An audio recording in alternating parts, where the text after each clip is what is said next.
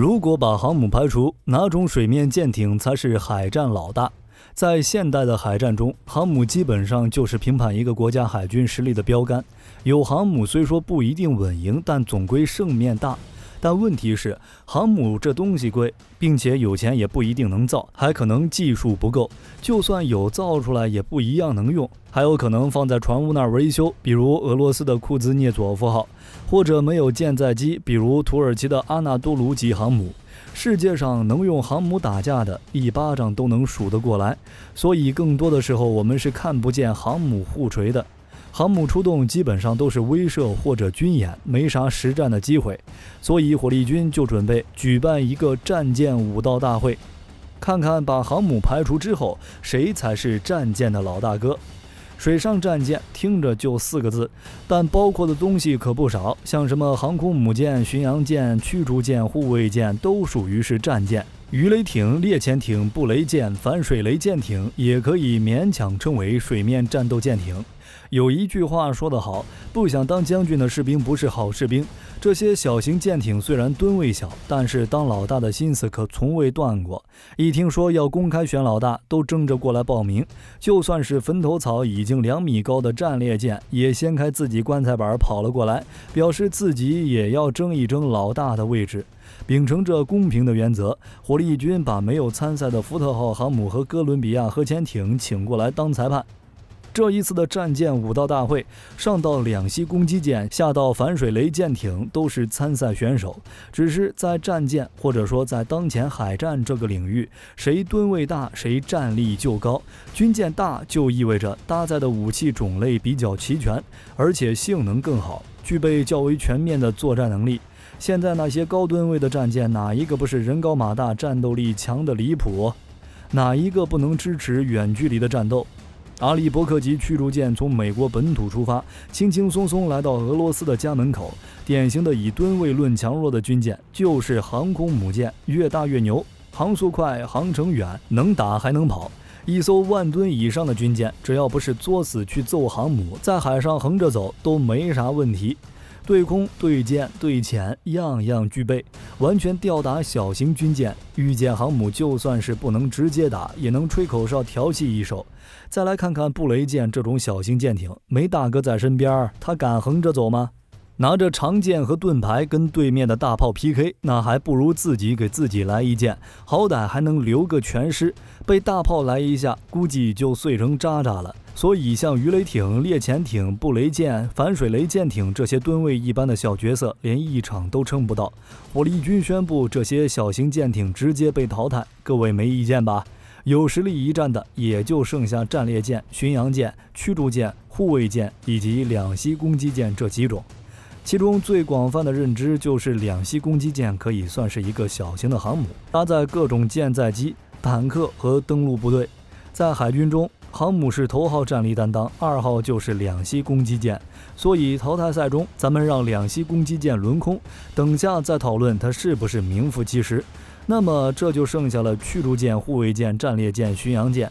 如果按吨位排名，战列舰和巡洋舰在前，驱逐舰和护卫舰在后，火力军按照吨位来让他们单挑，实力也不会相差太远。注意，军舰分3、6、9等，就拿两栖攻击舰为例，各国的两栖攻击舰不论是吨位还是战斗力都不一样，甚至说天差地别。就比如在意大利研发的圣乔治奥级两栖攻击舰，满载的排水量只有7800吨左右，甚至还不如其他国家装备的大型驱逐舰。所以单单比驱逐舰、护卫舰之类的也是没法比，毕竟性能都不一样。甚至说美国的一艘护卫舰拿出来都能暴揍其他国家的驱逐舰。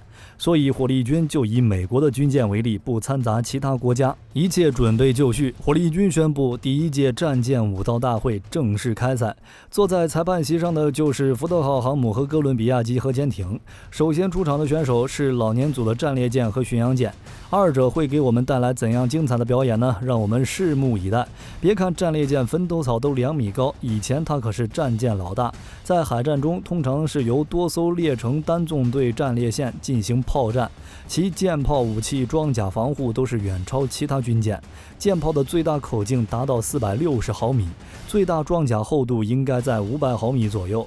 底部还有防鱼舱，就算是被鱼雷击中，也不会出现舰毁人亡的画面。就比如日本的大和号，同时被2条鱼雷命中或者数枚重磅炸弹炸到，也不会影响战斗力。战列舰的4大特点就是大吨位、大活动半径、最大口径火炮、最强装甲防护。不过最有特点的还是火力，上面装满了火炮。大和号装备大口径的主副炮20多门，还有127毫米高炮24门，以及113门机关枪，长得跟刺猬一样，浑身上下都是武器。美国最知名、性能最强的战列舰应该就属压华级战列舰了。3座406毫米的主炮，加上149门奇奇怪怪的副炮和高炮，以及3架水上飞机，能提供战区情报资源。装甲的最高防护也能达到430毫米，全舰通体有装甲防护，一般部位高150毫米，是战后世界上装甲最厚的水面战舰。它装甲足以承受1吨半重穿甲炮弹的轰击，就算是被飞鱼导弹轰击到战列舰的装甲港板上，也会被弹射回来，爆炸冲击波只能划伤装甲。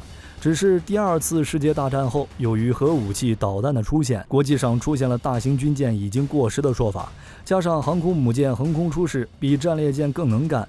在这种情况下，各国在上个世纪50年代逐渐退役战列舰，到现在战列舰就只剩个坟头。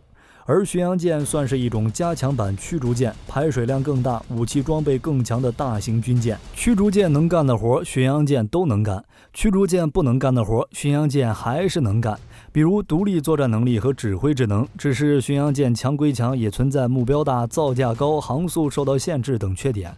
因此，有些国家海军对它在现代海战中的作用持怀疑态度，很有可能会走战列舰的老路。老年组的胜负，火力军觉得很好分，巡洋舰这个偏年轻的稳赢。他们俩比，火力军都觉得巡洋舰都有点欺负人。以前的巡洋舰都是以大口径火炮为主要武器，加上各种副炮和鱼雷，这个阶段是肯定打不过战列舰。只是时代变了，巡洋舰进化了，而战列舰没有。现代巡洋舰都装有导弹和各种先进的电子设备，在舰尾通常还带有1到2架直升飞机。就比如美国现在的提康德罗加级巡洋舰安装了宙斯盾作战系统，舰炮确实没以前多，但是多了16个8连装 MK41 型导弹垂直发射系统，舰身前后各有1组8连装的发射架，总载弹量128枚，这不比那几十架主炮强？而且还有2座4连装的鱼叉导弹发射装置。拼火力的数量，巡洋舰可能不行，但是拼威力，巡洋舰现在是吊打战列舰。什么标准 SM-2 防空导弹、战斧巡航导弹，甚至还包括美军的传家宝战术型巡航导弹，射程就更不用提了，上千公里和几十公里谁更远，火力军还是能分清楚。老年组胜负已分，胜者巡洋舰，战列舰还是老老实实回自家坟墓睡觉吧。接下来有请青年组的驱逐舰和护卫舰。驱逐舰是现代海军舰艇中用途最广泛、数量最多的舰艇，啥活都能干，堪称海上多面手，可以执行防空、反潜、反舰、对地攻击、护航、侦察、巡逻、火力支援以及攻击岸上目标等作战任务。只有你想不到，没有驱逐舰做不到。现在美国最新的驱逐舰是阿利伯克3型，在外表与之前的阿利伯克2型没啥太大的区别，继续沿用了之前的舰体以及大体布局，主要是对舰载电子进行深度升级，把祖传的 SPY-1D 无源相控阵雷达换成了有源相控阵的 SPY-6 防空反导雷达，在综合性能上比之前的 SPY-1D 强了100倍。武器方面也是继续使用96单元的 MK41 垂发装置，搭载标准2、标准6防空导弹和标准3反导导弹，也可以装战斧巡航导弹和阿斯洛克反潜导弹。反舰方面也是鱼叉或者新型的 LRASM 反舰导弹，反正是反潜防空对舰能力应有尽有。在美军的水面战舰中，巡洋舰主要负责防空，驱逐舰主要负责反潜，护卫舰只是补位打杂。完全是个边缘角色。之前的护卫舰就是以导弹、舰炮以及反潜鱼雷为主要武器的轻型水面战斗舰艇，它的主要任务是巡逻、警戒，没事了划水，弱是弱了点，但小日子还算滋润。不过等到导弹和直升机开始装备上舰，出现了导弹护卫舰等新的概念，现代护卫舰已经是一种能够在远洋机动作战的中型舰艇，任务也从支援转变为可独立作战，防空、反舰、反潜都行，也是一个多面手，吨位也是直逼驱逐舰。之前的护卫舰都是4000吨左右，现在不是了。美国的新一代护卫舰星座级满载的排水量7500吨，火力军直呼好家伙，你说这是驱逐舰我都信。在武器配置方面，星座级护卫舰也是丝毫不差，估计也是8连装的 MK41 垂直发射系统，以及4连装的 RGM-184A 反舰导弹发射器，并且也会配备基线10型宙斯盾作战系统。作为美国的下一代作战系统，基线10型整合 SPY-6 雷达、Link 16 CEC 数据链和标准系列导弹，使军舰也具备了海军一体化火控防空实力。注意，这个 SPY-6 雷达就是阿利伯克3型驱逐舰上用的。阿利伯克3型驱逐舰和星座级护卫舰 PK， 那就是看谁的矛和盾，也就是反舰导弹和防空更强。但是火力军看来看去也没发现啥区别，毕竟都是自家的东西。标准2、标准6、鱼叉、RGM-184A 都能使用，甚至是防空也相差不大。SPY-6 雷达，如果阿利伯克2型和星座级比，火力军都敢说星座级稳赢。但是升级之后的3型在防空实力上提升了一个档次，与星座级相差不大。如果攻击和防护都差不多，那就只能靠数量了。在吨位这方面，阿利伯克3比星座级高了2000吨，在垂发的数量上肯定比星座级护卫舰多。最终的结果就是在携带或者说发射导弹的数量上，一定是阿利伯克3驱逐舰更强。无论是地面战争还是海战，在同等水平下的互锤，导弹数量多就是绝对的压制力。最终青年组的胜者就是驱逐舰。现在淘汰的2位胜者已经出现，巡洋舰、驱逐舰，接下来就是冠军争夺赛了。参赛选手就是两栖攻击舰和淘汰赛的胜者。不过在火力军看来，其实没啥比的必要，两栖攻击舰完全可以站起来表示，在座的各位都是垃圾。两栖攻击舰可以说就是一个小型的航母，同样可以搭载舰载机，比如 F-35B 隐身舰载机。两栖攻击舰的战斗机 20% 由吨位决定， 80% 由舰载机决定，而 F-35B 隐身舰载机世界一流，好吧。驱逐舰、护卫舰跟两栖攻击舰单挑，就相当于跟航母 PK。驱逐舰的火力虽然凶猛，但跟航母比起来还是差点事儿。它主要作战方式还是在己方军事体系的支持下随同作战，利用携带的各种武器，比如反舰导弹、防空导弹、鱼雷和火炮进行交战，携带1到2架直升机协助反潜、反舰或提供预警。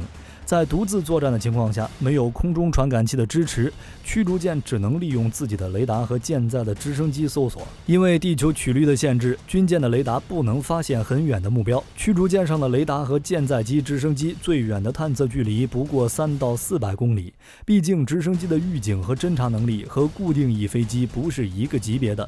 虽说美国现在的两栖攻击舰也没有上1、2D 之类的预警机，但是它能上 F-35B。美国的两栖驱逐舰美国号最多可以搭载20架 F-35B 战机，战斗力堪比其他国家的中小型航母。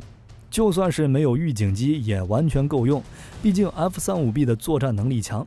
而且就算是驱逐舰能够发现两栖攻击舰，想要拼一拼需要冒很大风险的。原因也一样，两栖攻击舰有 F-35B 护航， F-35B 短距起降战机具备隐身能力，这对于提升两栖攻击舰的战场生存能力有重要意义。而且 F-35B 使用了推力更大的 F-135PW600 发动机，最大飞行速度可达到 1.6 马赫，其续航距离超过2200公里，作战半径在1100公里以上。那么如果没有防空能力的驱逐舰闯入了 F-35B 的打击范围，有很大概率会被击沉，并且还可以让 F-35B 在1000公里的范围之内进行不间断的巡逻航行，为自家的两栖攻击舰构建一个坚固的包围圈。而且 F-35B 能携带的弹药也不少，像什么 LRASM、空射鱼叉、反舰版的 JDAM 都可以。隐身的设计打击军舰，那就是轻而易举。在某种程度上 ，F-35这种隐形的舰载机携带反舰版的 JDAM， 反舰的效果会比导弹更好。普通的反舰导弹可能飞到一半就被敌方的雷达发现并且拦截，炸弹不一样，想拦你都拦不了。在常规情况下，炸弹无法拦截，导弹可以拦。面对导弹攻击，雷达发现，拉警报，全舰准备，炸弹从天而降，完全是不知不觉，突然直接炸了。山姆大叔开着 F-35隐身机一打一个准儿，效果是巡航导弹不能比的，拿这一套设备打军舰也是一样道理。炸弹体积比反舰导弹小得多，没有动力系统，屁股后不冒火，红外特征非常小，雷达想发现炸弹比发现导弹难很多倍。而且 JDAM 炸弹还有弹翼，能调整飞行路线，改变飞行轨迹。雷达就算是发现了，拦截也有难度。JDAM 炸弹攻击末端，飞行速度快，俯冲攻击较大，高角差不多在40度到85度，也不利于传统防空高炮雷达搜索。LRASM 反舰导弹那就更强了，隐身外加900公里的射程，看谁都是弟弟。